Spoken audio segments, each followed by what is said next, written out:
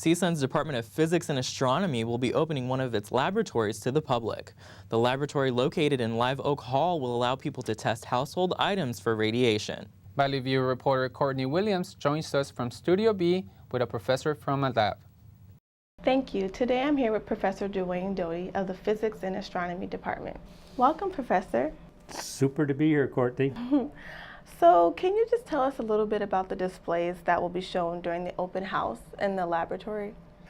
Our students get to be around some rather unique sources of radiation, and they all thought it might be a nice thing to invite other people to see what they're measuring in the lab. So we're going to have some radioactive cesium and some other natural radioactive items to show the public and the machines they work with also.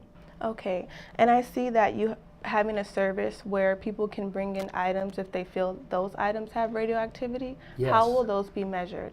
That's the most exciting part. Some people have things at home and they think they might be radioactive, and if they bring them in, we can perform one or two very simple measurements, and we can identify if the radiation is present and also even what type of radiation it might be.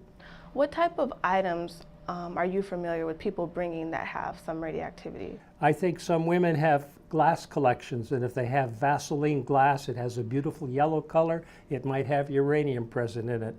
Other people have some old camping equipment, and a Coleman lantern bag might be quite radioactive.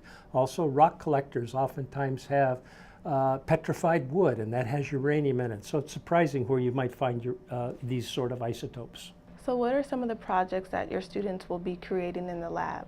Well, my students have carefully measured background radiation, Kourtney, and they can also tell when things are higher than background radiation. So they will actually place samples in front of the detectors and get spectral measurements on them.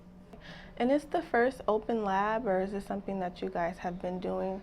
The school has almost never done this before, perhaps just once, and we're thinking to have it something that happens often, involving the community engagement is what we're interested in.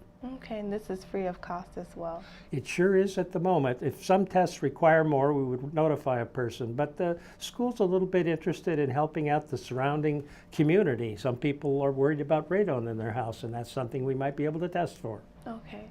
And this will be offered every Thursday in the month of March? Right. We thought we'd go the whole month because we might not get many people walking in the first time, so maybe we'll build up a clientele after a while if we do it every week for a while. So you really have 4 shots this particular month. Okay, from 3 to 4. Yes, 3 to 4. If you come a little early or hang a little late, that's fine too.